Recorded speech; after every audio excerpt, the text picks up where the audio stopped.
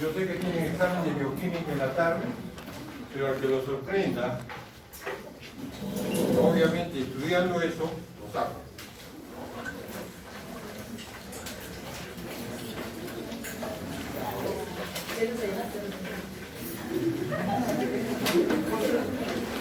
Yo también estoy hablando con ustedes, así que ese espantada al fondo, los del fondo, corren ese riesgo. Ahora, no hay problema, que quiere se retira. Cuando dan clase de bioquímica, yo vengo a darle el respiratorio. Estamos compensados.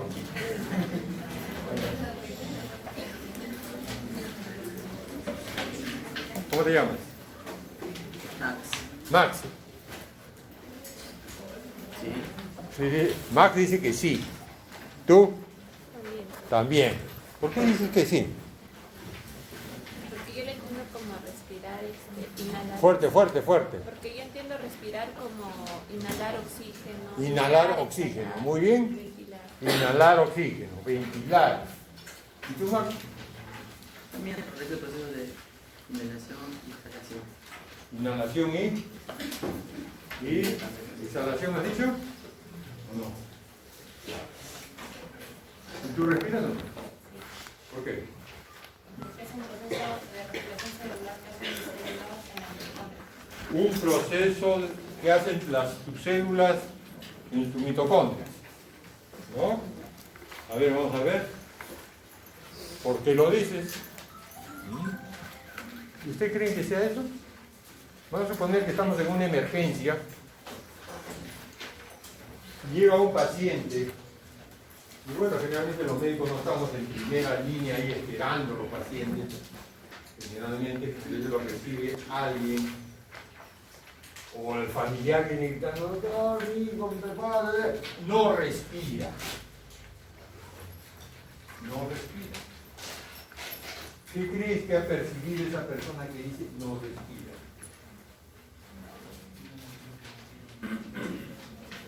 ¿Qué crees que ha percibido? Que puede ser tú. No tú el paciente, sino tú el que percibe que no respira. Alguna cosa tiene que decir que no respira. Está con los ojos cerrados. ¿Sí? Aquí un compañero dice, está con los ojos cerrados indica no respirar. Muy bien, una opinión. ¿Y tú? Expansión torácica, movimiento torácico. Y es como aquí tu compañero creo que inhalar o exhalar. Pero tu compañera dijo que era para llevar oxígeno o algo así a la célula. Esta paciente no ha visto a la célula, la mitocondria, acá la mitocondria no se está moviendo. O no está la energía, no está creando ATP. No es así. Entonces, el respirar solamente es el movimiento. Y tal vez sentir que entra y sale aire de los pulmones. Entonces, respirar. ¿Ah? Entonces, ¿qué es respirar? Aquí le estoy diciendo, el paciente no respira. Y ese sería lo adecuado para definir. ¿Está bien? ¿Eso dirías tú? ¿Está bien? ¿Te parece? ¿Tú haces esto? A veces. A veces lo haces, ¿eh? Escucha, debe funcionar mejor.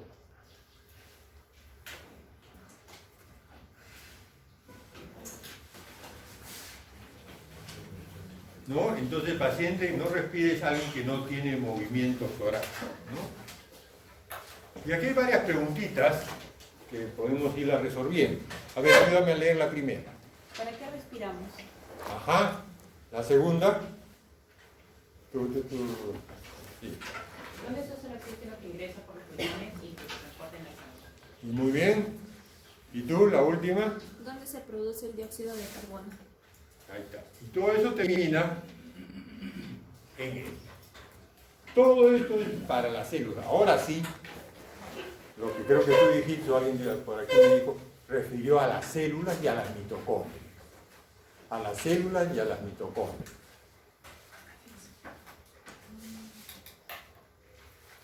Aquí tenemos una célula cualquiera del organismo, el cual cumple una determinada función. Hay dos niñas ahí agachadas Me parece que no me estás atendiendo. Ustedes dos, vengan acá. La señorita, no, la señorita que está acá. Tú y tú. Acá. Déjame, muévete. La de la penúltima. De esta fila la penúltima, acá.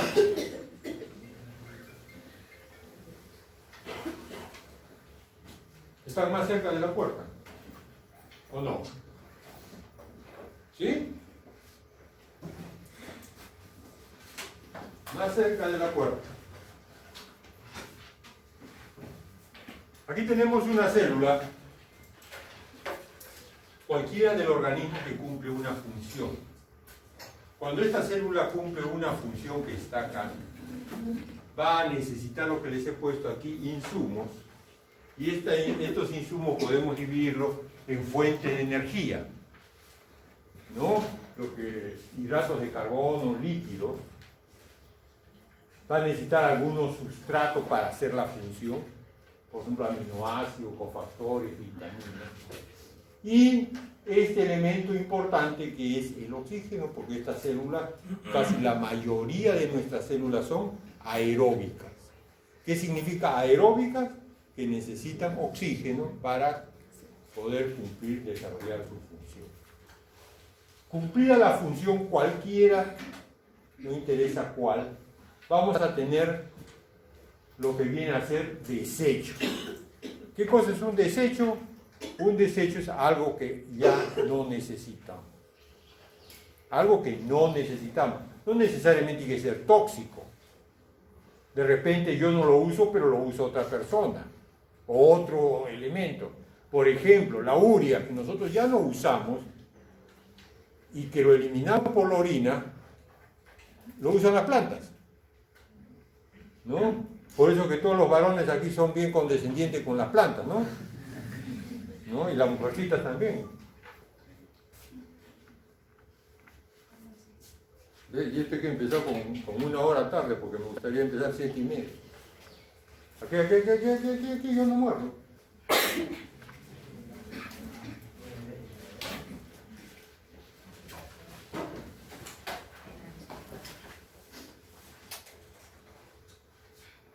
Entonces, vamos a tener desechos. Estos desechos los vamos a catalogar en 2 tipos. El desecho volátil, uno nomás volátil, es aquí la S creo que sobra. El único desecho volátil que tenemos es el CO2. Y que, como vemos, va a ser eliminada por el pulmón. Y los desechos no volátiles, aquí sí está bien plural, y he puesto urea, creatinina, etcétera, eliminado por el riñón. Capítulo que todavía tengo entendido no han estudiado, ¿no? Es eliminado por el riñón. Y todavía quedan dentro de los desechos otros elementos que no son conocidos, sino que pueden estar en exceso. Yo he puesto, por ejemplo, aquí el agua y algunos otros elementos que pues, están en exceso. Por ejemplo, tomarnos un jugo de naranja natural tiene un montón de potasio que no lo necesitamos y lo vamos a orinar.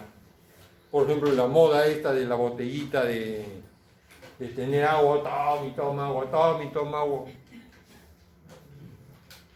La moda hace de que pues, después tengas que ir al baño cada rato. ¿No? Entonces, vamos a tener desechos y excesos. ¿Qué pasó ahí?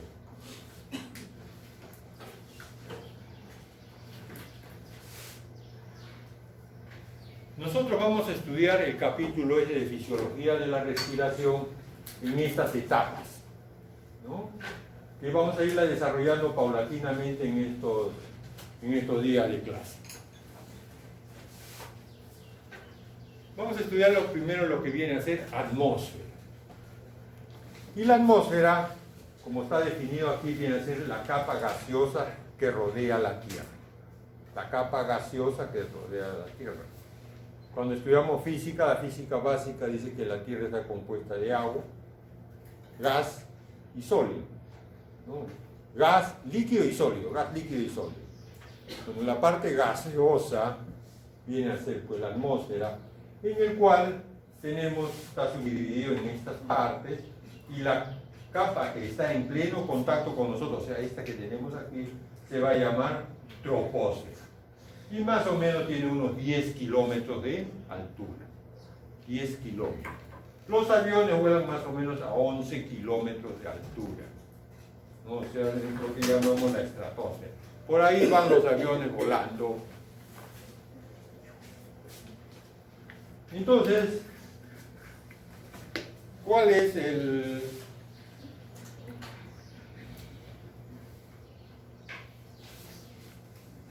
el componente de esta atmósfera? Es el aire. ¿Y qué es el aire? Una mezcla de gases. Otra también está durmiendo. Igual también está para la salida. Está más cerca todavía. Es que mucho estudió la chica, pues. O trabaja de noche o ha estudiado mucho. ¿Trabaja de noche? Sí, trabaja de noche. Esa es buena vida. Pues.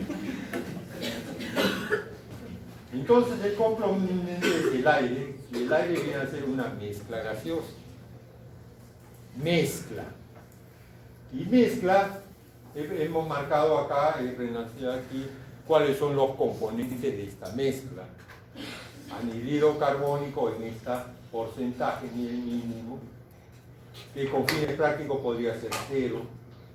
Oxígeno 20,93 es la cantidad, pero con fines prácticos podemos decir que tiene 20, 21% o un quinto, para acordarnos fácil. Vapor de agua es variable. Siempre hemos dicho de que, o hemos escuchado, el clima de Lima es húmedo. ¿No? ¿Qué significa húmedo? Que tiene mucho vapor de agua. Que cuando vamos a la sierra, el clima, ¿qué cosa es? Seco, que tiene menos vapor de agua. No es seco de seco, o sea que no es que no tenga agua. Sí tiene, pero es menos que en Lima, ¿no? Y el otro componente que es el más abundante, que es el nitrógeno. Miren, abundante, casi 78% es nitrógeno, 78%. Y de amarillo está escrito pequeñas cantidades de otros componentes que tiene normalmente el aire. Por ejemplo, los gases nobles, el argón, que es el más abundante de todos ellos. El neón, por ejemplo, que es el que se usa en las lámparas de estas de fluorescentes, también se saca del aire, el neón, y así sucesivamente. Tenemos ozono, hidrógeno y otros contaminantes dependiendo de la zona. Entonces, ¿qué es el aire? Una mezcla gaseosa. Esta mezcla gaseosa son para nosotros, que estamos aprendiendo fisiología, van a ser los 4 primeros los que vamos a trabajar. El resto, en algún momento, puede ser manejado como tóxicos o contaminantes que van a producir determinadas enfermedades, pero eso no lo tocamos nosotros ahora. Cuando lleven medicina va a haber, por ejemplo, la intoxicación por monóxido de carbono, etc. Pero aquí no vemos eso. Muy bien, decíamos que el agua existe en forma de vapor de agua. Vapor de agua. Y aquí está. El vapor de agua vamos a tener que, por ejemplo, dependiendo de la temperatura, va a ejercer una determinada presión este vapor de agua.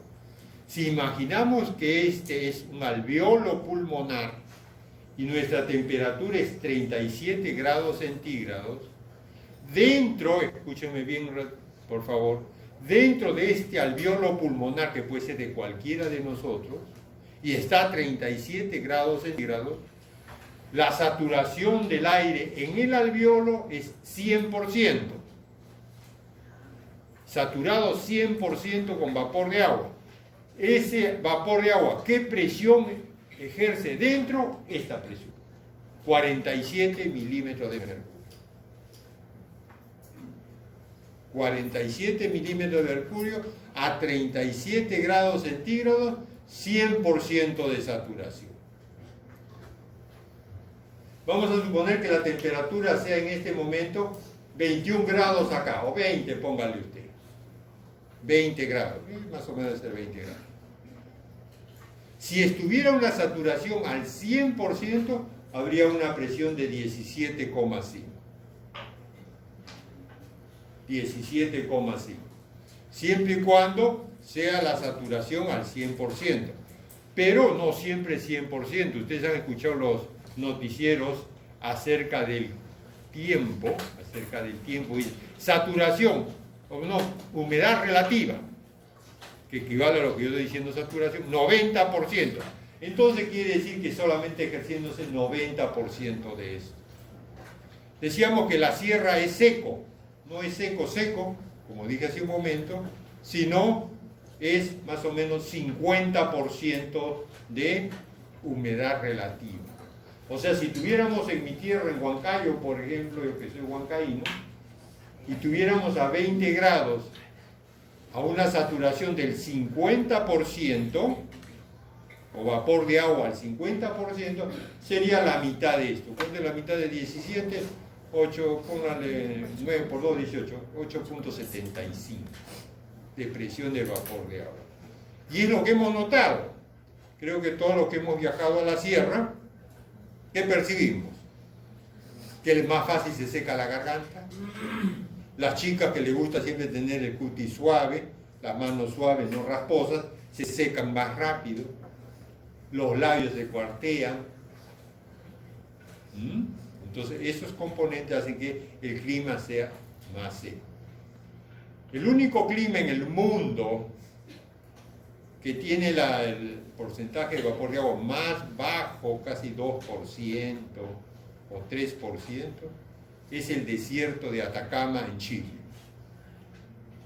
2%. Después otro desierto tiene un poco, Sahara creo que tiene 5 o 6%. Pero ya ven que nunca hay 0%, siempre hay vapor de agua. ¿Ya? Aquí está el término de humedad relativa. Ya le dije 20 grados, si la saturación fuera 100% o la humedad relativa 100%, tendríamos 17 puntos. Si Senami nos dice 60, la presión que ejerce es esa. ¿De acuerdo? Muy importante la humedad relativa. Esta es otra cosa que ustedes lo han estudiado en biología, es lo clásico de la fotosíntesis. ¿Qué cosa es la fotosíntesis? A ver, ayúdame a leer. ¿Tú? No, el jovencito que está atrás. Tú, sí. ¿Cómo te llamas? Anthony. Muy bien, por favor. Fotosíntesis es el proceso. En el proceso de fotosíntesis, el agua y el dióxido de carbono procedentes de la atmósfera aportan los elementos necesarios para que la planta sintetice glucosa por acción de la luz solar y libere de la atmósfera oxígeno molecular. O sea, ¿qué cosa entendemos por esto? Mientras nosotros los animales, el reino animal incluyéndonos, somos consumidores de oxígeno y productores de CO2, el equilibrio lo establece las plantas, el reino vegetal. Y lo que ha leído el compañero, ven que usa el CO2 que el animal bota, más la energía solar, la clorofila, que es el elemento que está aquí en las hojas, ¿qué hace? Sintetiza glucosa y ¿qué más? Libera oxígeno. O sea, hace lo contrario. Entonces, la evolución del mundo ha sido en base a este equilibrio. Obviamente ha aparecido el mejor depredador que tiene el mundo en este momento y trata de invertir las cosas. Entonces, en lugar de sembrar más árboles, ¿qué siembra? Cemento. ¿No es cierto? Destruye los bosques para sacar oro en forma ilegal. O destruye bosques para sembrar coca. ¿O qué más? O como dicen que este incendio que ha ocurrido últimamente en Brasil, que ha quemado gran extensión del bosque amazónico, no ha sido casual, sino intencional, con la finalidad de que eso desaparezca y van a sembrar caña de azúcar para poder obtener etanol y esto para la combustión. Entonces, ¿ve? Ahora, la caña de azúcar es finalmente un vegetal, pero no sé pues si tendrá el mismo efecto que tendrán los árboles, ¿no? Y aquí tenemos algunos contaminantes que son naturales, ¿no? Este contaminante de aquí es natural, pues, ¿no? Esto, así hemos evolucionado durante toda la vida. Pero aquí tenemos estos contaminantes que los hemos creado nosotros. Estos contaminantes hacen de que el mundo esté en esta situación. ¿Dónde podemos encontrar el aire con menos cantidad de contaminantes? Miren, en alta mar, donde todavía existen 1000 partes por centímetro cúbico. Y las grandes ciudades como Lima, por ejemplo, miren la cantidad de contaminantes que existe por centímetro cúbico de aire que respiramos. De repente eso puede ser acá, que estamos un poco alejados de la avenida Tacna, por ejemplo, de Abancay. Bueno, ya siquiera ahora no se ve mucho carro petrolero, ¿no? Pero antes se acuerdan los carros petroleros, los buses petroleros, esto que a veces uno tenía la mala suerte de pasar por detrás de ellos y en ese momento aceleraba y te pegaba una humeada ¿no? que te dejaba negro. Bueno, pues me parece que ahora ha disminuido un poco, me da esa impresión. Pero miren ustedes la contaminación que existe. Y estos contaminantes van a proveer de determinadas circunstancias, ¿no? que van a ser estudiados por ustedes cuando lleven medicina interna, llevan un capítulo de toxicología, ¿no? Entonces van a ahondar más ahí, toxicología. Todos conocemos esto, la famosa Costa Verde que ahora se está derrumbando, ¿no? que llaman verde bonito, nunca se llegó a ser verde hasta ahora. Este proyecto ahora fue de 30, 40 años, donde un alcalde, creo que Chachiribos, quiso hacer que sea verde. Pero nunca se pudo llegar a terminar sin verde. Ahora ha aumentado un poquito más de verde, pero no lo suficiente. Muy bien, aquí está el mar de Grau, y nosotros estamos aquí, Lima. Como ustedes ven, aquí hay una altura. Entonces Lima no está a nivel del mar. En líneas generales, Lima está a unos 150 metros sobre el nivel del mar. Y si nosotros proyectamos aquí si tuviéramos a nivel del mar, tendríamos aquí 760 milímetros de ¿qué? ¿Qué dice aquí? Presión barométrica. O sea, cuando estamos bañándonos en el mar, en cualquier mar, aquí las chicas con su tanga, ¿no? ¿Te queda bien la tanga o no? Claro, es la moda, pues. Estamos sobre el nivel del mar y la presión barométrica es 760 milímetros de mercurio. Pero Lima está a 100, 150, entonces miren ustedes, ¿la presión ha aumentado o ha disminuido? Ha disminuido. También hemos estado en este sitio, que está más o menos a 800 metros sobre el nivel del mar, y aquí hay un club muy conocido, Chosica, este club del bosque. No estoy haciendo propaganda al bosque, sino que encontré esto en internet. Y por ejemplo, miren aquí, entonces aquí está a 860 metros. Y miren qué pasa con la presión barométrica. ¿Disminuye o no disminuye? Disminuye. ¿Ve? Esta niña no solamente viene a estudiar bioquímica, sino a dormir. Ya te dice, mira, está la cosa. ¿No? Disminuye. Y los que seguramente casi todos hemos pasado por este sitio, ¿no? Ticlio, tanto para irse a toda la selva central, dentro del Perú hay que pasar por este sitio. Y hay, no sé si existirá este letrero aún, no sé. Lugar turístico, miren, 4.818 metros sobre el nivel, cruce ferroviario más alto del mundo. Ticlio, y miren la presión barométrica, miren cuánto ha bajado. Miren, de acá ha bajado un montón.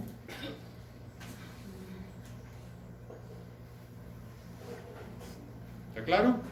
Entonces, a medida que vamos subiendo, la presión barométrica va bajando. Bueno, bueno, yo he puesto este ejemplo, pero en realidad este aviso ya no está actualizado ya.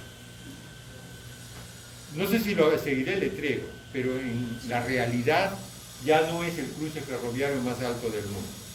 Ya no es. Bueno, los chinos.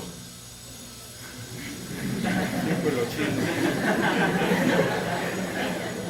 Que están peleando contra los norteamericanos ahora de igual a igual. Pues antes no había quien pelee contra los americanos de igual a igual. Ahora económicamente pelea igual a igual. Y es bueno para mantener el equilibrio económico, la competencia. El tren que va, tienen un tren que va desde Beijing de Beijing va hasta Nepal, no, hasta el Tíbet. Ustedes saben que el Tíbet es una provincia, antes era libre, un país libre, y China se lo apoderó. Bueno, está bajo su dominio. Bueno, ha construido un supertren de alta velocidad, creo 300, 350 kilómetros por hora, y tiene 3 niveles que pasan más de 5.000 metros. Más de 5.000 metros. ¿No? ¿Entonces estaba a 5.000 metros alguna vez? Ahorita estaba a 5.000 metros. Tú estás ya listo para irte por 5.000 metros de aquí afuera. Y sigue todavía. Lo veo, mira, que le insisto, no, pero en vez de abrir el ojo, lo cierro. Y la que no la veo está durmiendo. Viste que hoy hay alumna en el seminario.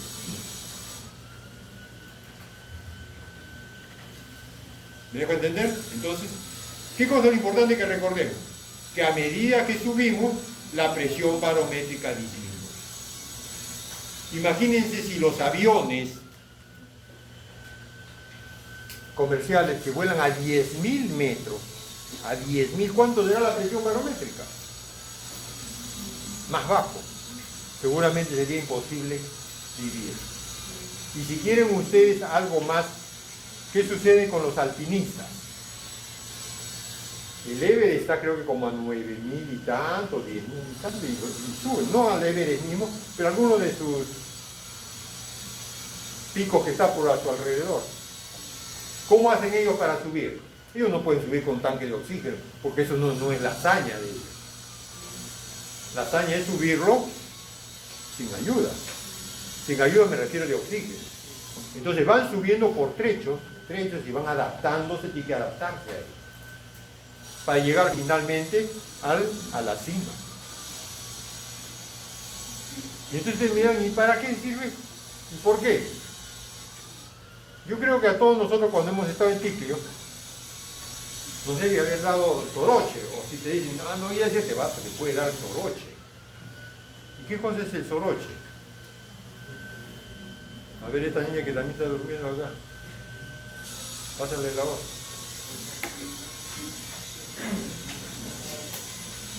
¿A ti te da un soroche? Sí, tú.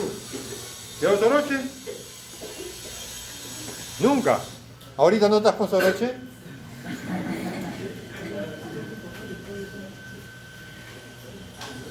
¿No estás con soroche?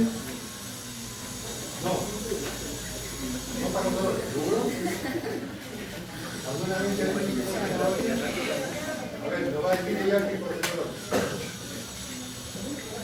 Es el mal de altura. ¿En qué consistiría por qué se produce el mal de altura? Por el cambio de ambiente.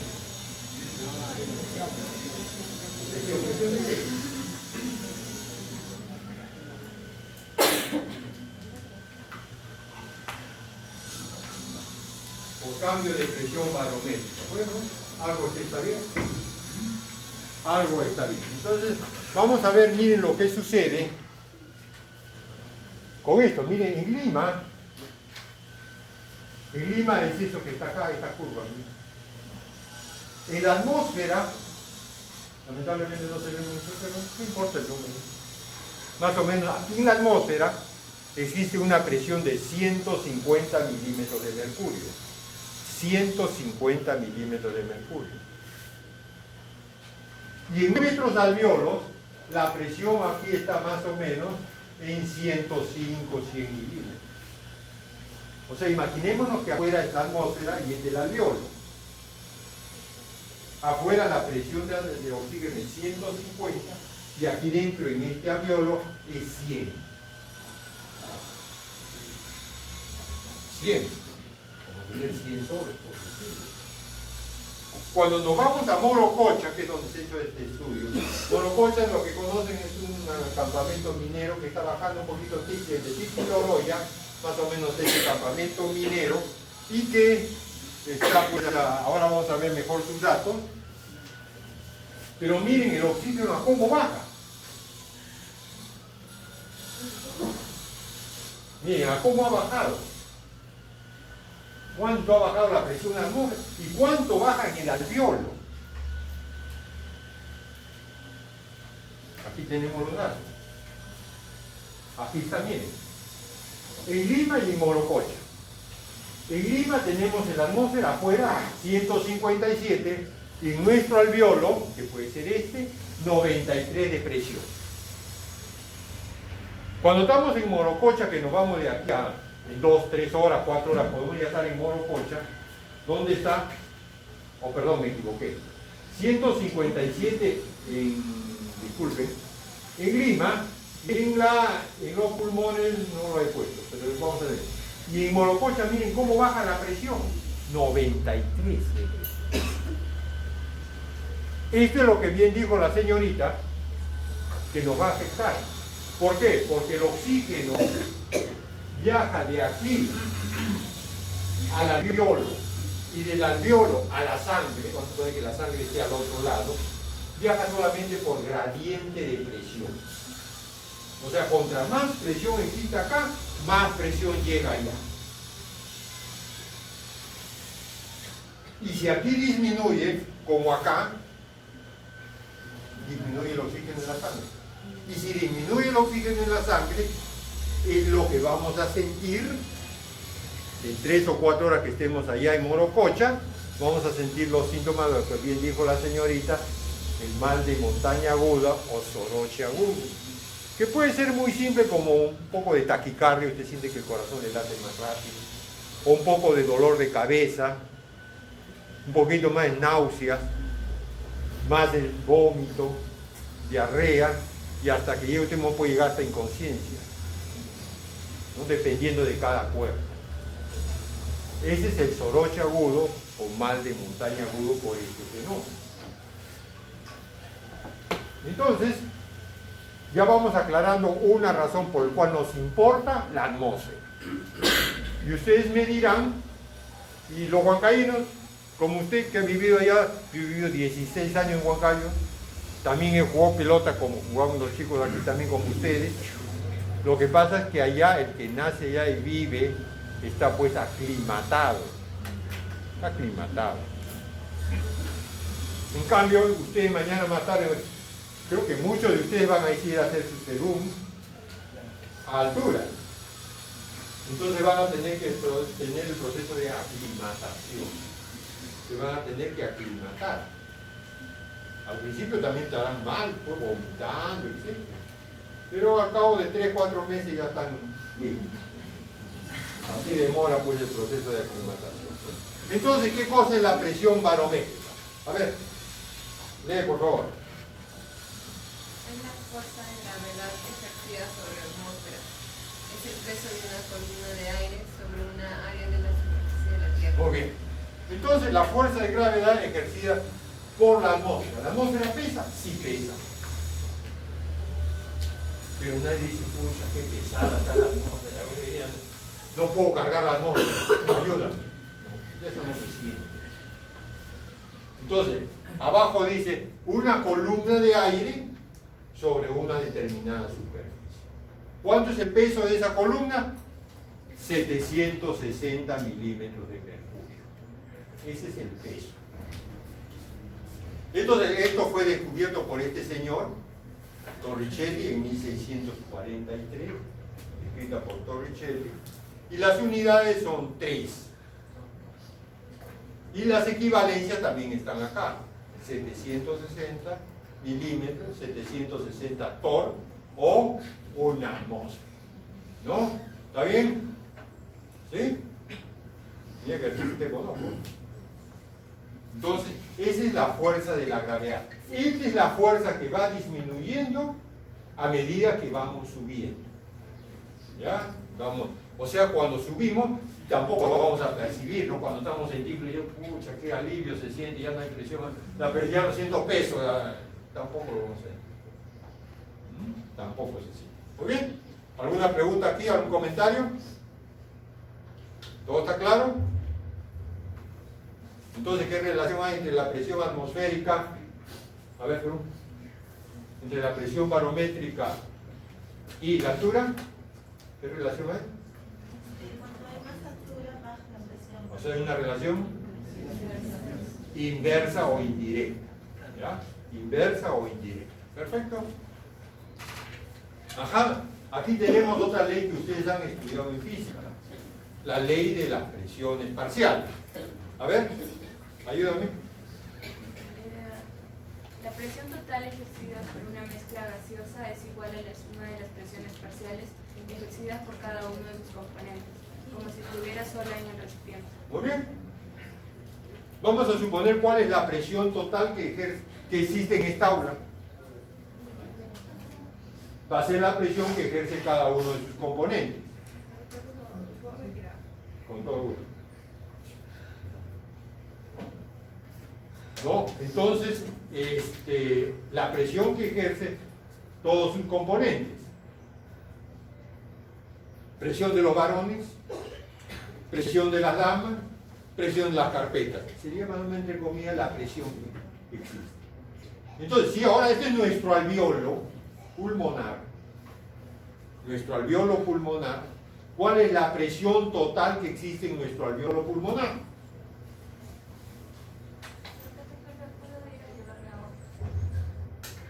Muy bien. ¿Cuál es la presión que existe en este alveolo? Vamos a suponer que las chicas son moléculas de oxígeno. Muy bien, ¿en los alveolos tenemos oxígeno? Sí. Entonces la presión del oxígeno, chica. La presión del CO2, vamos a suponer que seamos los varones. El CO2, los varones. ¿Qué otra cosa tenemos dentro de los alveolos? ¿Qué dije hace un momento? Vapor de agua. La presión del vapor de agua. Vamos a ver que sean las carpetas. ¿Y qué otro componente nos falta? ¿El cuál? Nitrógeno. Entonces, estos 4 componentes, 1, 2, 3, 4, sumados la presión de todos ellos, hace la presión total que existe dentro del alveolo. Y eso se explica por la ley de Dalton o ley de las presiones parciales. Eso lo estudiaron ustedes en física. Ley de Dalton o ley de las presiones parciales. En la atmósfera también va a ser igual. En la atmósfera también hay los 4 gases. Pero ¿qué se va a diferenciar, por ejemplo? ¿Cuál sería la diferencia de aquí, de esta mezcla de aquí, con la de afuera? Por ejemplo, depende de la altura, pero en cuanto a estos 4 gases que hemos mencionado, tal vez diríamos de que aquí dentro sí existe buena cantidad de CO2 y afuera casi el CO2 no existe. Casi. ¿Ya? Muy bien, entonces no se olviden de la ley de las presiones parciales. Además, los gases van a ejercer algunos, tienen el volumen, presión y temperatura, van a ser regidos por estas leyes, ¿no? La ley de Boyle, que es la relación entre el volumen y la presión, contra más presión menos volumen. Más presión en relación indirecta. La ley de Charles, entre volumen y temperatura, más volumen. Y la otra ley, viene a ser la ley de Gay-Lussac, en el cual mayor temperatura, mayor presión. Aquí tenemos creo que unos ejemplitos, y también la ley de Boyle, mayor el volumen y la presión. Aumenta la presión, disminuye el volumen. Aquí tenemos, miren, la ley de, otra vez la ley de Boyle, miren cómo. ¿No? Esto no está tan claro como el otro. Aquí tenemos la ley de Charles, miren cómo aumenta la temperatura, aumenta el volumen. Aumenta la temperatura, aumenta el volumen, y eso se explica por el globo hidrostático, ¿no? ¿Qué cosa hace para levantar el globo? Tiene su mechero, calientan el aire y el aire empieza a expandirse y solito eleva el globo. Y aquí tenemos una clásica olla de presión, ley de Gay-Lussac. Entonces, así hemos repasado lo que viene a ser la atmósfera, ¿no? Entonces, tenemos puntos importantes de la atmósfera: la presión barométrica, que es inversamente proporcional o indirecta, inversa a la presión barométrica, a la altura. Tenemos 4 gases fundamentales que tenemos que familiarizar, que es lo que caminamos en fisiología de la respiración. 4 gases. Estos 4 gases ejercen una presión total, y las composiciones, como vamos a ver, va a ser diferente en la atmósfera, dentro del alveolo, y en la sangre también. Van a variar, van a estar los 4, pero van a variar. No siempre va a ser lo mismo. Entonces ya estudiamos la parte de atmósfera y vamos a entrar a esta parte de mecánica. ¿Qué cosa vamos a entender por la parte mecánica de la respiración? Es lo que alguien dice, la entrada y salida de aire. ¿Cómo se produce la entrada y salida de aire de los pulmones? Grama o respiro grama. Gráfica de la respiración, una gráfica de la respiración. Abajo tenemos espirómetros, y como le dije a Anderson, la práctica de esto tiene que coordinarla con el doctor Duber Gallardo, que se va a encargar de hacer la práctica de espirometría. Espiro o respirometría, medir la respiración. ¿Qué vamos a medir? Volúmenes y capacidades pulmonares. Volúmenes y capacidades pulmonares. A ver, creo que en el siguiente está más. Aquí está. ¿Qué cosas son volúmenes? Muy bien, primero vamos a identificarlos en qué momento estamos respirando nosotros. Aquí tenemos. Pensemos que respiramos, miren, cada uno está respirando, ingresa. Estamos entrando y saliendo. Inconscientemente hacemos eso.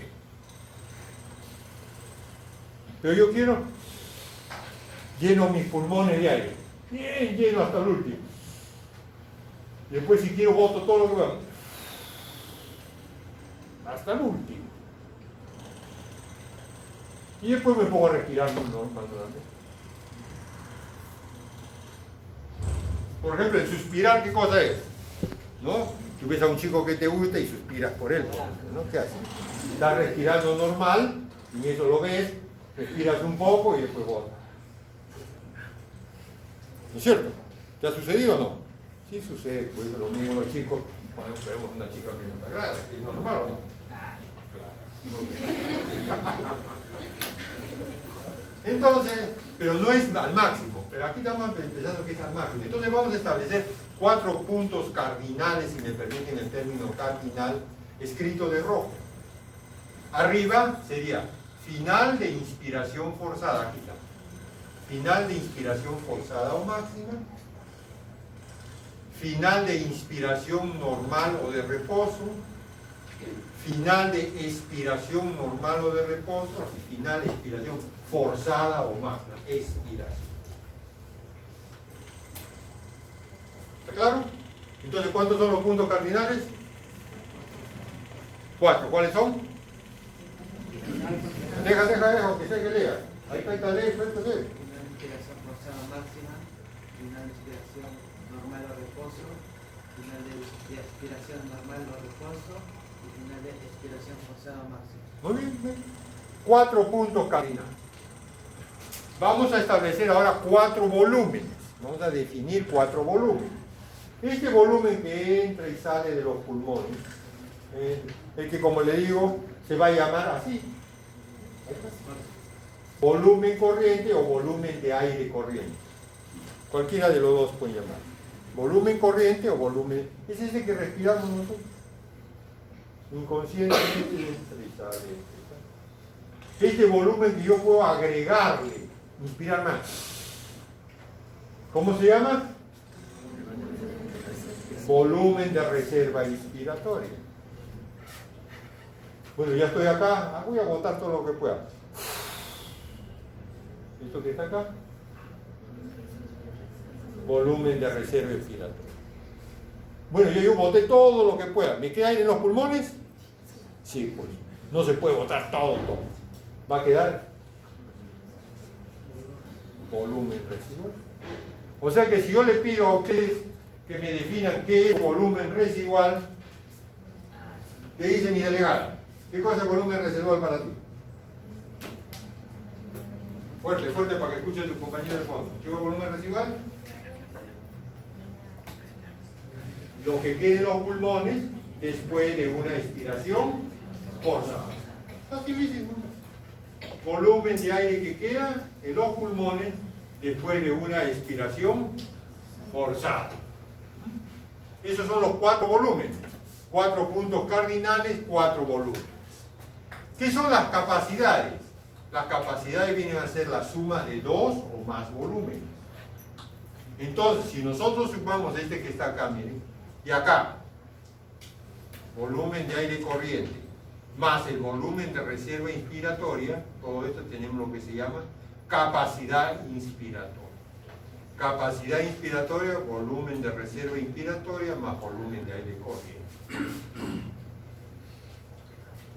Si nosotros sumamos ahora este, volumen de reserva inspiratoria, más volumen residual, se ya va a llamar acá capacidad residual funcional. Miren el término, ahorita voy a explicarle por qué. Capacidad residual funcional. A ver, mírenme ahora por favor, yo lleno bien mis pulmones de aire y boto todo lo que puedo. Lleno bien mis pulmones de aire y boto todo lo que puedo. ¿Cómo se llama eso? Ahí está. Capacidad vital. Ahora vuelvo a mirar por favor. Lleno bien mis pulmones de aire. ¿Cómo se llama todo el volumen de aire que tengo dentro de mis pulmones? Capacidad vital más lo que tengo puesto ahí. Mírenme nuevamente por favor para entender. Yo, miren, voy a botar todo el aire que puedo. ¿Qué tengo en mis pulmones? Volumen residual. Ahora lleno todo lo que puedo. ¿Qué le estoy agregando? La capacidad vital. Todo ese aire que tengo metido dentro se llama capacidad pulmonar total. Así de simple. Hay que aprenderse los nombrecitos, pero si usted ve la lógica, va fácil de escribir. Fácil de escribir. Esto está en todos los libros y así es como se entiende universal. La capacidad vital, el volumen. Tal vez dije hace un momento, porque hay que recalcar capacidad residual funcional, el nombrecito, miren, residual funcional. Porque si ustedes se fijan, casi siempre nosotros tenemos, ¿qué aire en los pulmones? Este que está acá, más lo que está acá abajo. Bien, respiramos acá, ¿no? Entonces siempre hay en nuestros alvéolos este aire que está acá, residual funcional. Es como la sangre pasa continuamente, la sangre pasa continuamente. ¿Qué pasa con el aire? ¿Qué pasa con la sangre? Siempre toma oxígeno y deja CO2. Entonces siempre tiene que haber un aire acá.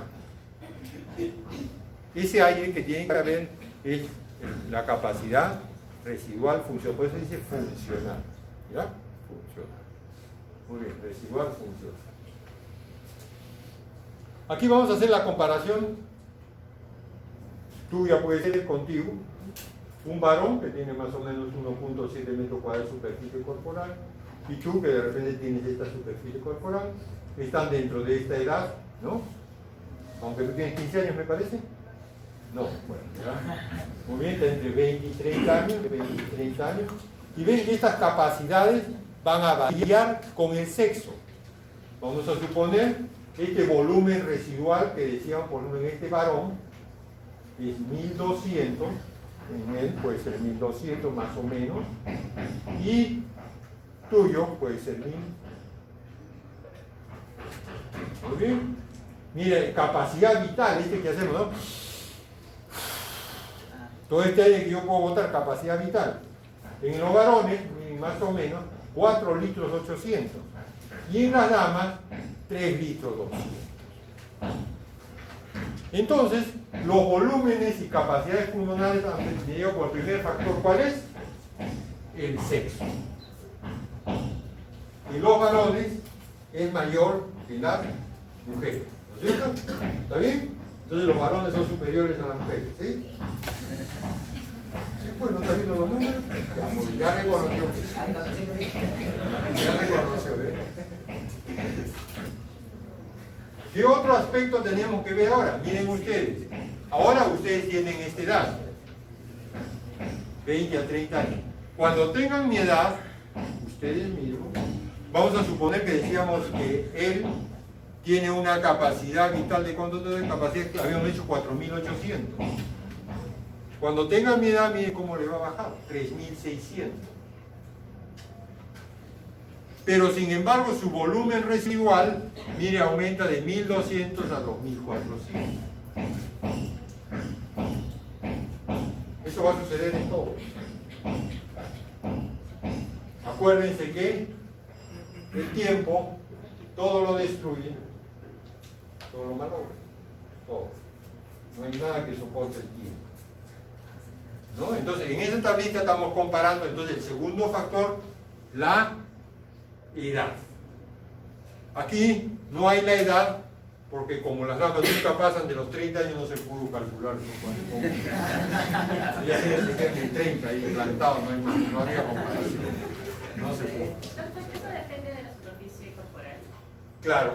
O sea, si hubiera un hombre y una mujer con la misma superficie corporal, ¿las capacidades serían iguales? ¿O No, también habría diferente. diferencia? Por ejemplo, ella que es más delgadita que ella, más delgada, entonces ella debe tener sus valores un poco menores, ¿no? Y la superficie corporal se maneja muy bien, la pregunta se maneja en base a la talla y el peso, ¿no? La talla y el peso, ¿no? Lo mismo dos varones puede ser igual, ¿no? ¿Tú cuánto mides? 1,63, de repente aquí hay alguien que mide 1,75 m, va a ser diferente. Entonces, por eso son factores que primero va a ser por sexo, segundo edad y tercero lo que está es la talla que estoy diciendo hace ahorita. La talla. Edad, sexo y talla modifican los volúmenes y capacidades pulmonares. Edad, sexo y talla. Edad, sexo y talla. El peso no. Porque el peso generalmente es panículo adiposo. Y el panículo adiposo no se mete en los pulmones, porque es un altera. ¿No? Altera acá, te malogra toda la silueta. ¿No? Ya no deja que tu tanga luzca bonita, ¿no? ¿No? O no tengamos el cuerpo, por ejemplo, que tiene pues, CR7, por ejemplo, ¿no? ¿Tú te gustaría que encontrara un chico que tuviera un cuerpo así como CR7? ¿Te gustaría CR7? ¿Sabes quién es CR7? Sí. Ah, muy bien. Está bien, gracias. Cada uno tiene uno, le gustará CR7, pero le gustará otro. Finalmente, sobre gustos y colores no han escrito los autores. Y con la nueva concepción ahora de esta de ideología de género, ya puede haber otro concepto. Muy bien. ¿Cómo podemos medir ahora? ¿Qué cosa?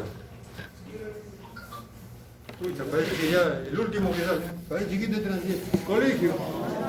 No, termino del baño. Este también alumno mío, ahora me... Sí, se va. Ahí mira, ahí tiene la latita.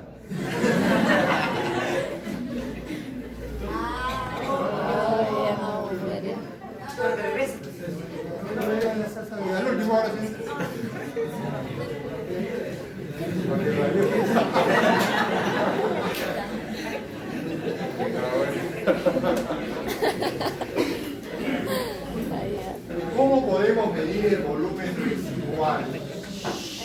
¿Cómo podemos medir el volumen residual si no se puede sacar el aire? No tendríamos que poner en una aplanadora para que le saque todo el aire que pueda, para poder medir cuánto es. Existen dos técnicas. Una técnica es la que está escrito aquí. Entonces ese espirómetro que ustedes van a conocer se pone dentro de una mezcla de aire con estos puntitos rojos que vienen a ser helios. Este gas que se usa en los tubos. No es tóxico en pequeñas cantidades. Este helio no pasa a la sangre. No se pasa a la sangre. Entonces se mantiene una. Entonces, cualquiera de ustedes, tú, cualquiera, entonces le haces respirar 10 minutos. Entonces este helio se mezcla con todo tu aire que tienen los pulmones.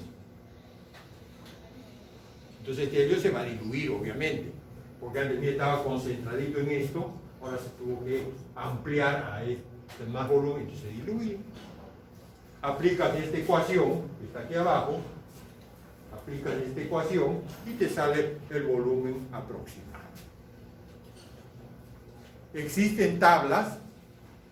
Por ejemplo, yo tengo entendido que todos ustedes supongo que saben cuánto es hemoglobina, porque a todos les han hecho un dosaje de hemoglobina, hematocrito. Pero a todos les han hecho una espirometría, no. Ahora que van a hacer la práctica, de repente va a ser una dama y un caballero, van a hacer la espirometría, pero el resto no saben. Entonces existen tablas en el cual tu edad, tu sexo y tu talla, miran ahí, a más o menos tienes esta capacidad vital, este volumen residual. Tablas. ¿Está bien? Aproximado. ¿No? Dama, 1 metro, ¿cuánto mide? 65, 1,65, ¿cuánto pesa? Peso no, talla, edad. 20 años, 21 años, y entonces, muy bien, pasa, ¿te ayudaron o no? Ay, está bien, no tan feliz.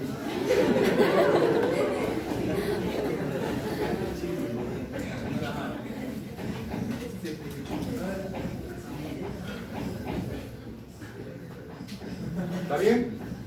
Entonces, edad, sexo y talla son los factores. No comes aquí, mamita. No, pues no estarían. Todo en su lugar. Muy bien. Seguimos.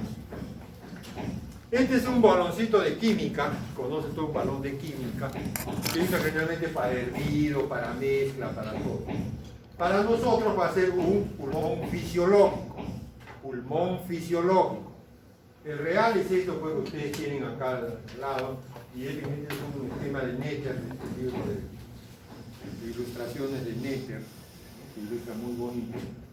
¿Y qué cosa está representando? La parte del cuello del balón de química, la parte del cuello, que está representando lo que viene a ser las vías aéreas. Esto que está acá viene a ser las vías aéreas. Y lo de abajo, la parte esférica, representa lo que viene a ser el resto. Los bronquiolos respiratorios, los sacos alveolares, los alveolos. ¿Qué cosa es las vías aéreas? Las vías aéreas, según este otro esquema, vienen a ser desde, yo podría, aquí el autor considera desde la tráquea, pero yo diría desde las fosas nasales. ¿Hasta cuánto? Hasta los bronquiolos terminales. O sea, desde la división 0 hasta la división 16, que son los bronquiolos terminales, constituyen las vías aéreas. Vías aéreas.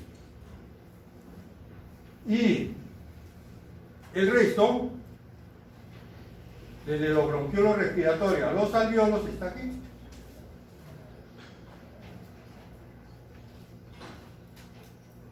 ¿Qué función cumplen las vías aéreas? Conducción. Una de las funciones que cumple es de conducción. ¿Qué cosa conduce? Aire. ¿De dónde? De la atmósfera a esta zona. Conduce.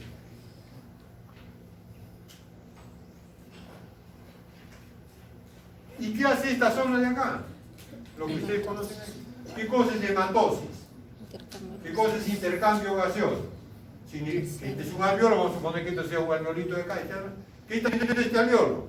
Las chicas que decíamos que éramos moléculas de oxígeno están pasando al otro lado. Esta es la membrana alveolo capilar, la sangre está al otro lado, entonces las chicas, como son moléculas de oxígeno, están pasando hacia el otro lado. Y nosotros los varones, que somos el contrario, CO2, estamos pasando de la sangre hacia los alveolos. Ese es hematosis o intercambio gaseoso. ¿Está bien? Entonces, cuando le pregunten qué es hematosis, es ese fenómeno. Miren ustedes las vías aéreas. Existe una tráquea, bronquios pequeños, miren 10.000, etc. Pero lo importante que quiero que recuerden es esto que está acá. Wow.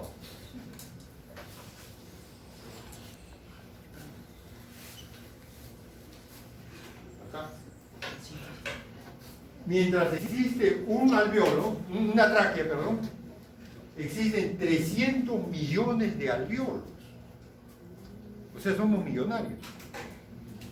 Que si fueran dólares o soles mejor, soles, aunque sean dólares mejor, estaríamos bien. ¿Qué estaríamos acá, pues, no? Va a estar escuchando a Walter Bon con sus alveolos y cosas, pues, ¿no? ¿No? Estaría pues en el Caribe con su yate ahí bien. Claro, pues. No, yo me hubiese comprado su palco ahí para ver el clásico español ahí, pues, no con 300 millones, ¿no? ¿Tú qué estarías haciendo? A ver, imagínate. Viajando. ¿No? Viajando, ¿ves? Entonces, de uno, mire cómo termina en 300 millones. Ahora, si estos 300 millones nosotros lo expandiéramos, más o menos, va a ocupar 80 metros cuadrados. O sea, más o menos como este salón. 8 por 10 debe ser, más o menos 80 metros. O sea, hay 80 metros cuadrados de intercambio entre la sangre y el aire. ¿Ya? Entre la sangre y el aire. ¿Qué otras funciones cumplen las vías aéreas? No solamente conducción, sino tenemos aquí otras funciones. Hace un momento yo les dije que el aire que está en los alveolos está 100% humedecido. Y el aire de acá está pues 90. Si estuviéramos en Huancayo, 50. Entonces, para que 50 y aquí adentro esté bien, ¿qué tiene que pasar? Hay que humedecerlo. ¿Quién lo humedece? Las vías aéreas. En este momento, ¿cuánto es aquí la temperatura? 20 grados. ¿Cuánto es dentro de mis alveolos? 37. ¿Hay que calentarlo o enfriarlo? Hay que calentarlo. ¿Quién lo calienta? Vamos a suponer que estemos en un sitio Piura, por ejemplo, que de repente hay 44 grados de temperatura en la atmósfera. ¿Cuánto es dentro de nuestros pulmones? 37. ¿Hay que enfriarlo? Sí. ¿Quién lo enfría? Las vías aéreas. Por eso que es a temperatura. Y por último, también en un momento les dije que el ambiente tiene muchos contaminantes, muchas impurezas. ¿Qué tienen que hacer las vías aéreas? Tienen que tratar de purificar. Trata de purificar, no lo logra. El aire que llega a los alveolos llega con cosas. Por ejemplo, el que fuma, muchas de las cosas que quema se quedan, pero llega aquí, ¿qué cosa llega? La nicotina, que es lo que le interesa al fumador, que pase a la sangre, para que la sangre vaya a determinados núcleos cerebrales, donde produce el estímulo normal del cigarrillo. Aquí hay una niña que fuma y se está cayendo. ¿No? ¿Tú fumas o no fumas? No fumo, debería fumar porque yo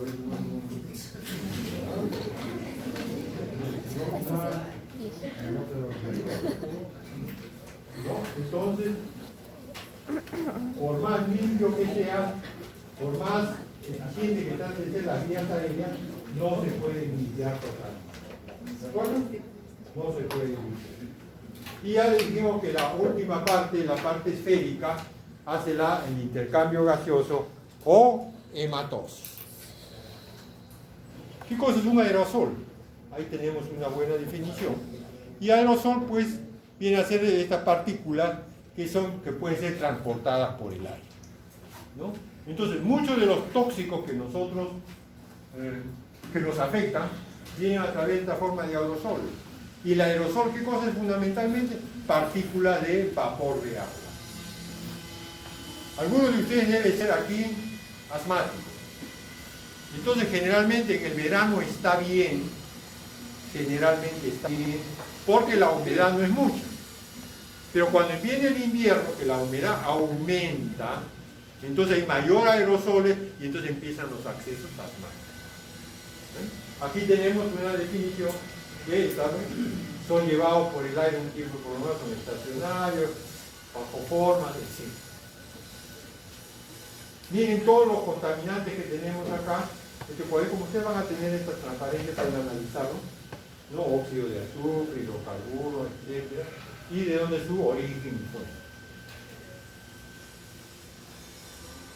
Los tóxicos que vienen, vamos a ver primeramente la gráfica. La gráfica está acá. Aquí está. Miren lo que ven. Impactación. O sea, las moléculas grandes se pegan, se impactan, se quedan pegados en el moco que tenemos en la faringe, en las moléculas grandes. Otras moléculas más pequeñas van a sedimentar por la fuerza de la gravedad, sedimentan, que no pueden impactar, sedimentan. Y otras mucho más pequeñas, van a pasar, como les dije, hacia la sangre. Ejemplo, la nicotina. Ejemplo, el monóxido de carbono. El monóxido de carbono, que es un tóxico, pasa a sangre. CO, monóxido de carbono es CO, ¿no? Entonces su peso molecular es mucho menos. Pasa a la sangre y produce una intoxicación por monóxido de carbono. ¿No es cierto? ¿Sí? ¿Tú respiras monóxido de carbono? ¿O CO2? ¿Cuál respiras tú? Respiramos los dos. Monóxido de carbono por lo que el ambiente contaminado que está. Pero es tan pequeña cantidad que no afecta. ¿Quiénes se intoxican, por ejemplo, con monóxido de carbono? Hay gente que a veces, bueno, se describía en los sitios donde hace mucho frío, se quedaba a dormir en el carro pero con el motor prendido. Entonces, cuando en los carros de antes después había mucha combustión, ¿no? Y entonces el gas se metía a la cabina Entonces este es monóxido de carbono, además de que te produce sueño, te afecta el transporte de oxígeno, como vamos a ver en un momento. Entonces, miren ustedes, una molécula de monóxido de carbono,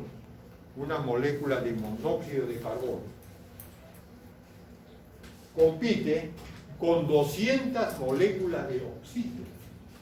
O sea, una molécula de monóxido de carbono es igual a 200 moléculas de oxígeno. Si ahí hay un transportador, ¿cuál es el transportador de oxígeno en el cuerpo? La hemoglobina. Entonces, la hemoglobina va a preferir un monóxido de carbono o 200 oxígenos. Entonces, como la intoxicación del monóxido de carbono entra, entonces la hemoglobina es ocupada por el monóxido de carbono y no hay quien transporte oxígeno. Es como que contratemos un bus para que nos lleve a pasear y en lugar de que venga vacío, viene por uno con la otra promoción. Nosotros no podemos subir. ¿Está bien? Muy bien, seguimos. Entonces tenemos aquí la forma de limpieza, ¿no? Aquí está la explicación de sedimentación, la siguiente, y difusión. Aquí tenemos una gráfica, miren cómo en los alveolos, la tráquea, los bronquios y la nasofaringe, como de acuerdo al tamaño de las partículas se van a impactar, van a sedimentar o van a difundir. Aquí miren los fumadores, este es un corte histológico, miren cómo se acumula el carbono, ¿no? O polvo.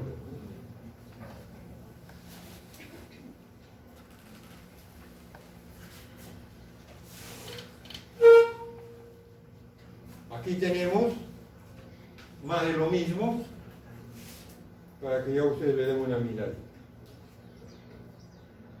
Lo que se impacta y pues se pega al moco que tenemos, y después cuando hemos botado el moco nos se dan cuenta que ahí está todo, dependiendo del sitio, tiene un color marrón, negro, etc. ¿No? De acuerdo a eso.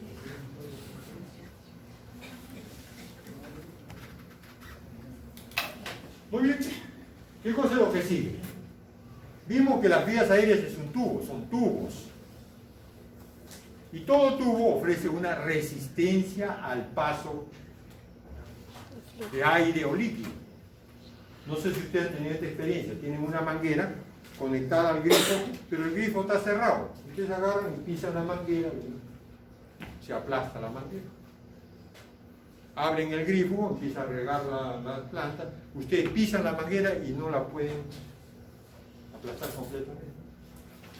Hay una resistencia de la manguera. ¿Qué cosa es? El contenido. Si aquí tenemos la manguera, el contenido va a ejercer una presión sobre las paredes. Una presión sobre las paredes. Entonces, normalmente, este tubo va a tener una resistencia a ese paso del aire. Resistencia a la corriente de aire.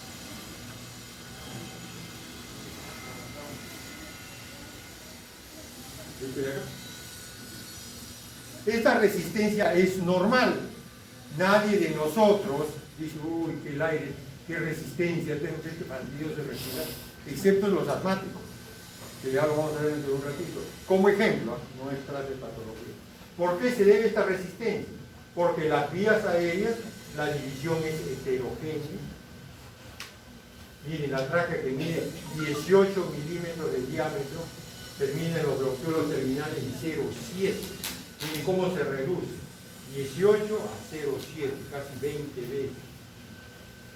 La ramificación es irregular. No es dicotómica ni simétrica, o sea, no se divide de 12, no, 3, 4, ni son los huecos son de diferentes tamaños. La luz no necesariamente es circular. Cambio de diámetro rápido o lento. O sea, depende, así cambia uno chiquito. Y esto puede ser por acción del sistema nervioso vegetativo o por químico. ¿No? Y además que pues los tubos, esto es un tubo flexible. Si es un tubo flexible, es... Lee acá, porque vas a salir, ¿eh? Lee acá. Distensible. Sigue.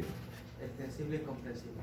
Entonces, tres factores. Distensible, extensible y compresible. Porque es un tubo como un tubo de gel. No es un tubo de fierro. ¿De acuerdo? Muy bien. Esto produce normalmente una resistencia al paso del aire. Esto es normal que nadie la siente. Pero ¿qué pasa cuando, como el otro que vamos a llevar fisiopatología, de repente conmigo también, que me encargo de esto, cuando los procesos patológicos suceden como los descritos acá, producen una disminución de la luz. Y si disminuye la luz, ¿qué pasa con la resistencia? Aumenta. Eso es lo que sucede con los asmáticos. Con los asmáticos, por el proceso alergénico que ellos padecen, la luz tubular disminuye. Y si la luz tubular disminuye, la resistencia aumenta y vienen los problemas. ¿Está claro? Muy bien.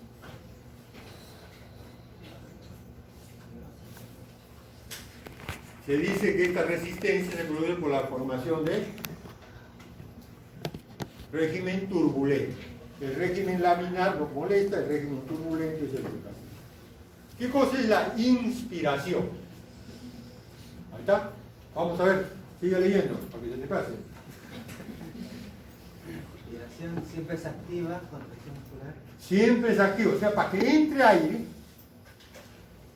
tiene que haber contracción muscular. Si no hay contracción muscular, no entra aire.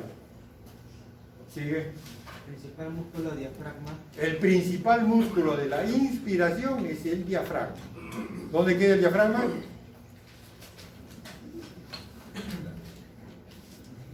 ¿Dónde queda el diafragma? ¿Lima? ¿Huancayo? ¿No sabe dónde queda el diafragma, hija? ¿Qué? Es la base de soporte de los pulmones. Base soporte de los pulmones. Bueno, ya. Pero queda en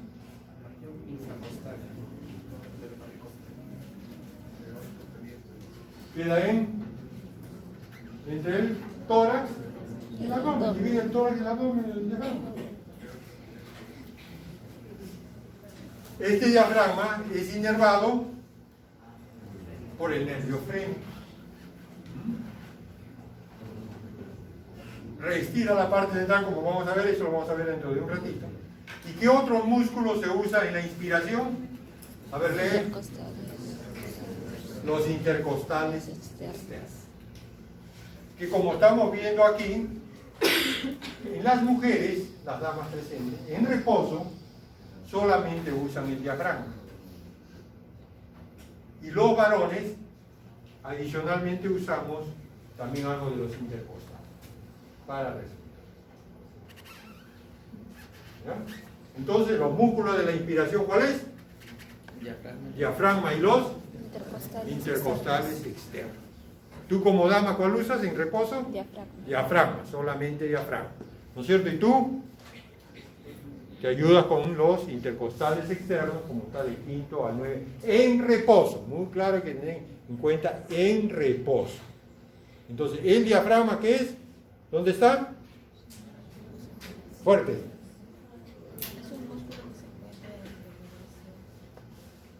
Es un músculo que separa el tórax del abdomen. Lo estamos diciendo ahorita. Pero también tenemos músculos inspiratorios accesorios. ¿Qué significa inspiratorios accesorios? Aquellos que en algún momento nos ayudan. Por ejemplo, en el ejercicio. Todos hemos hecho ejercicio de alguna u otra forma. Correr para tomar el bus, te persigue la policía, ¿no? El serenazgo, cualquiera de esas cosas, ¿no? En eventos, corro, estoy jugando, etc. Entonces vamos a tener los músculos accesorios, son todos que hay en el tamaño del tórax y disminuyen la resistencia del flujo de aire. Miren, cuando yo respiro hondo, miren que hago, como ustedes también hagan, los hombros se levantan. ¿No?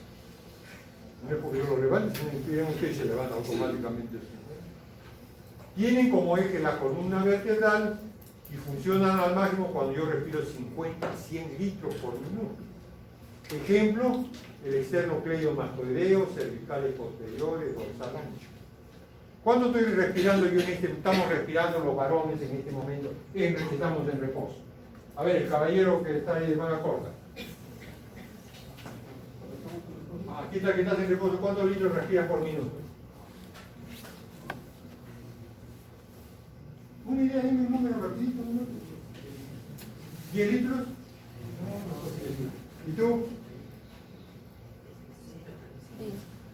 8.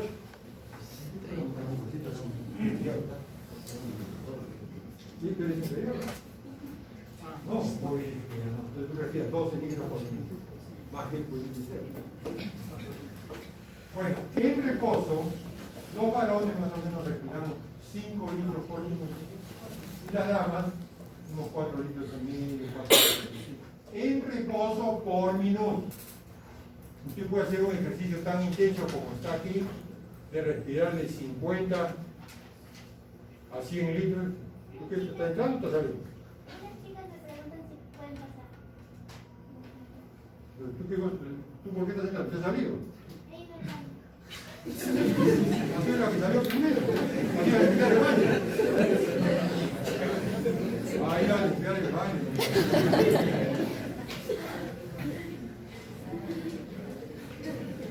Depende de la intensidad del ejercicio, puede respirar de 50 a 100 litros por minuto.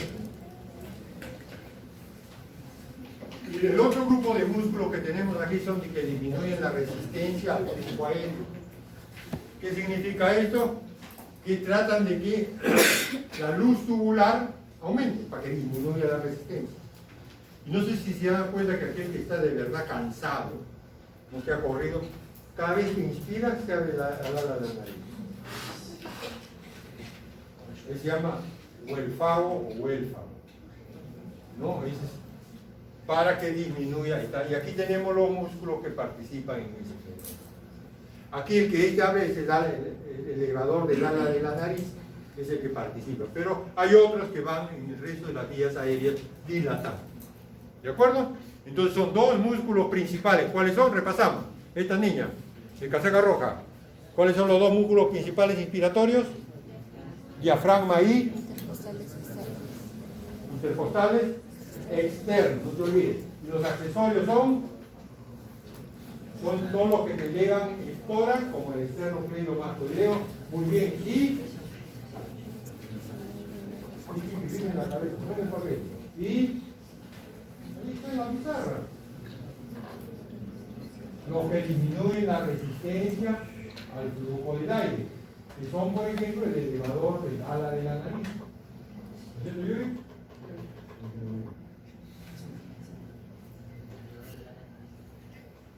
Aquí está el diafragma, miren lo que hace. En la inspiración, el diafragma se vuelve más horizontal. Cuando yo inspiro, mi diafragma, que tiene esta forma, se hace más horizontal. Y la línea entera significa que es activo. ¿Qué pasa además en la inspiración? Miren ustedes, ya baja el diafragma y vamos a ver qué pasa con los intercostales. Los intercostales están acá. Los intercostales, vamos a suponer que sea un intercostal aquí. Lo tengo así. Inspiro, ¿qué va a pasar? Otro. ¿Qué hace cuando levanta una costilla contra la otra?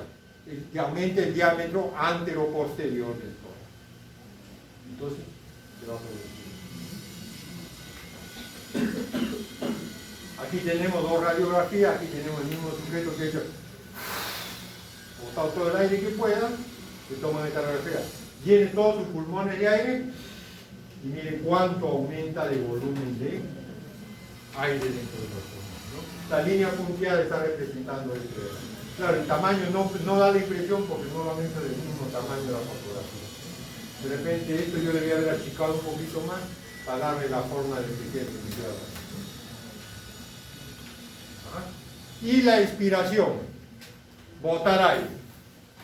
¿Tú expiras? Sí, muy bien. Entonces lee. Los tejidos elásticos. Pasiva, ¿qué cosa significa pasivo? En antes, ¿qué cosa dijimos que era activo?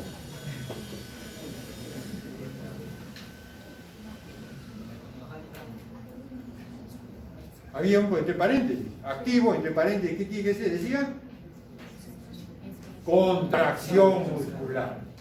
Entonces, si para activo decíamos que para inspirar tenía que haber contracción muscular, si la expiración es pasiva, entonces ¿qué significa? Que no necesita, es como yo estiro una liga, para que se vuelva a su posición no necesito hacer esto, la suelto y solito vuelvo. Lo mismo sucede aquí. Entonces, pasiva de... Los tejidos elásticos cobran su posición y liberan energía en pasiva. Muy bien, entonces es pasivo. Pero también puede ser activo, sigue leyendo. Cuando la frecuencia es alta o hay obstrucción de las vías aéreas. Muy bien, entonces, normalmente en este momento tu expiración es activa o pasiva. Expiración pasiva. Pero si tuvieras un problema de esto, una obstrucción, o estuvieras corriendo, tendría que ser activa, y para eso activa tiene que buscar quién hace ese trabajo, qué músculos se contraen. Los intercostales internos, ¿no? Y ahí hay una explicación que además de estos intervienen en, por ejemplo, cuando pujas, creo que todo el mundo ha pujado, ¿no? Entonces va a haber, aquí hay una descripción de las características.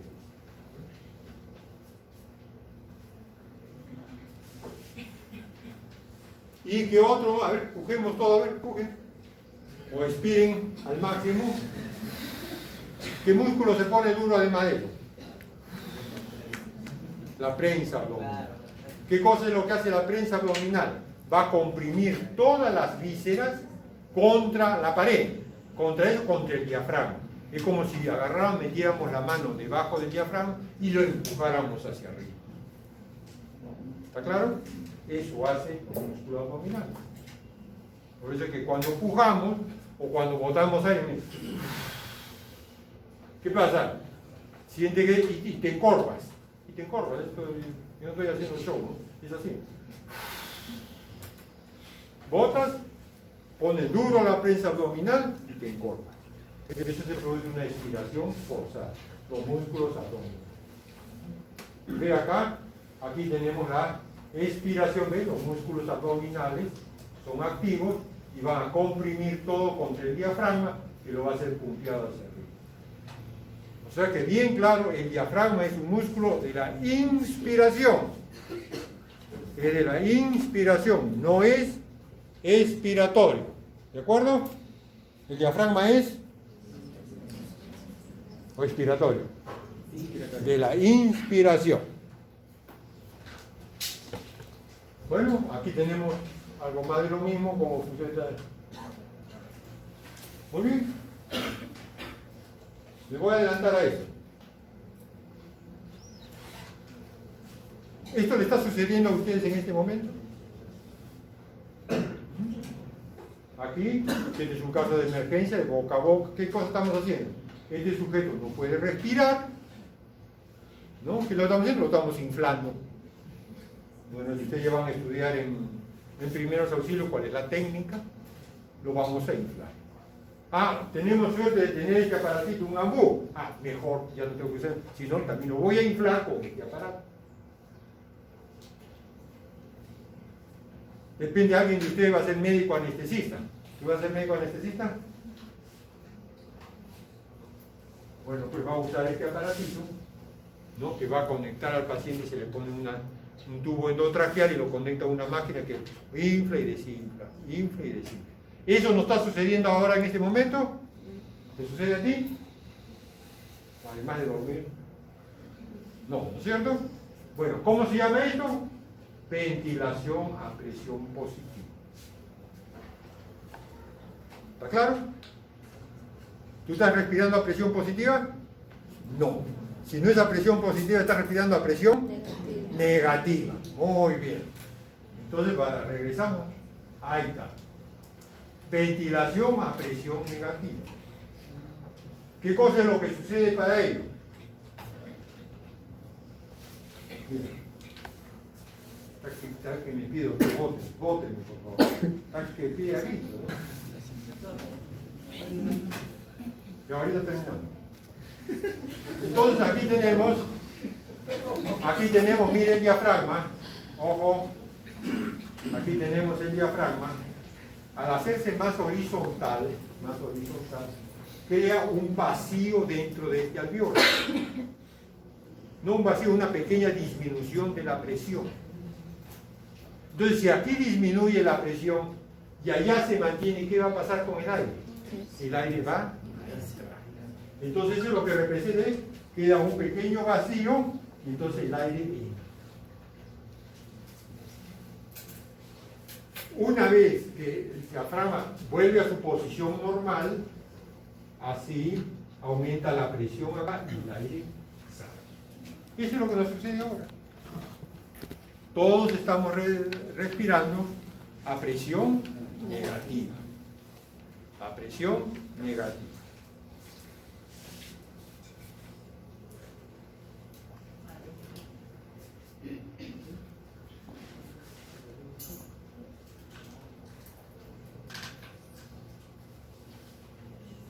Aquí tenemos, aquí dentro de un ratito paramos, solo termino de explicar y paramos.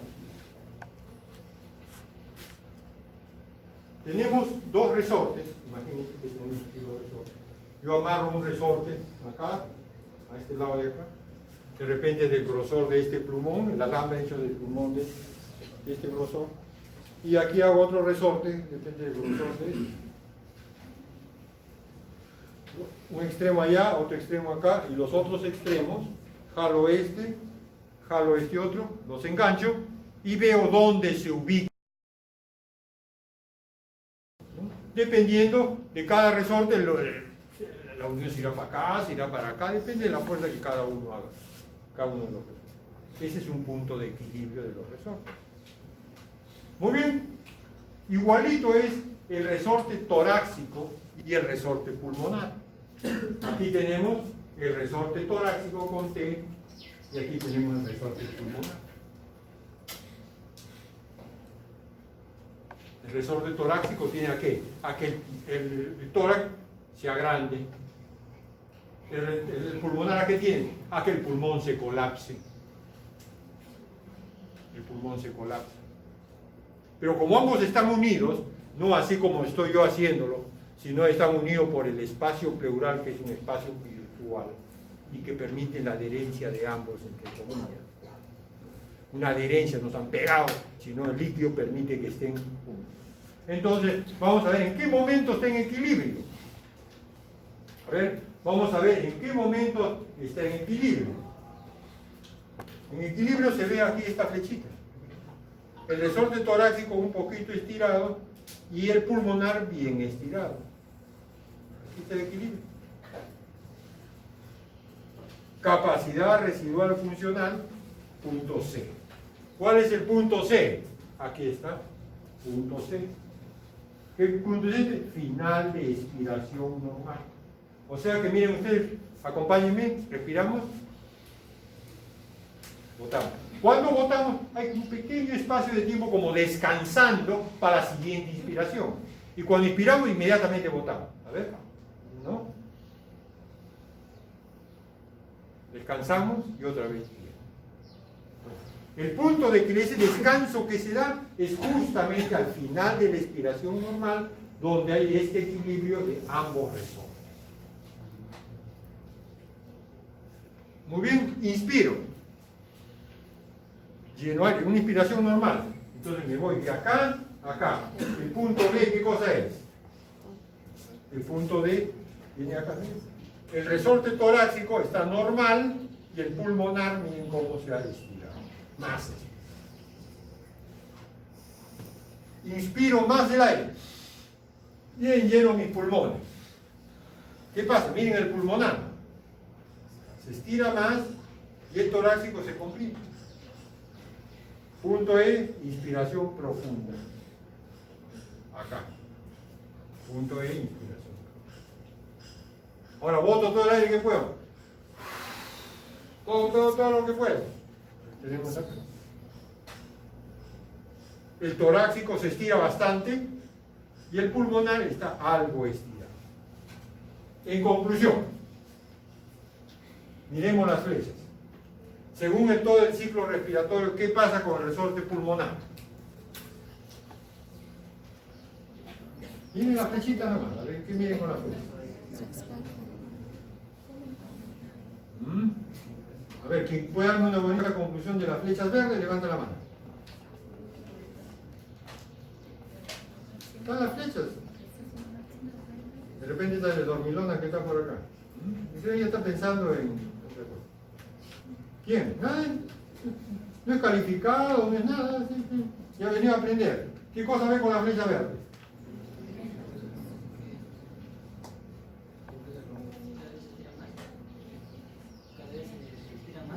En todo el ciclo respiratorio normal siempre está estirado. La flecha verde diga que siempre está estirado.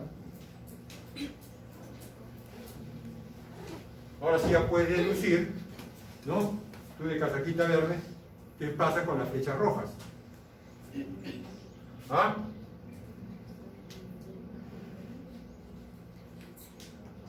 ¿Lo puedes definir?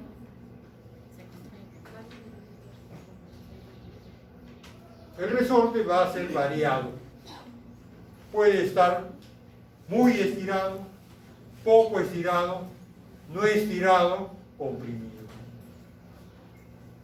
Esto es la comparación de los resortes, ¿no? Y eso es explicado por este esquema. Miren, si yo dejara la presión del tórax y la presión del pulmón caminar separados, cada uno andaría por su sitio. De repente cuando una pareja se han peleado, pues ¿no? Cada uno está ahí, pero cada uno camina por su sitio, se han peleado. Pero una vez que ya se concilian, ya se dan de la mano, se abrazan otra vez, entonces la pareja camina así. ¿Está claro? Aquí están de la mano, pulmón y pared torácica.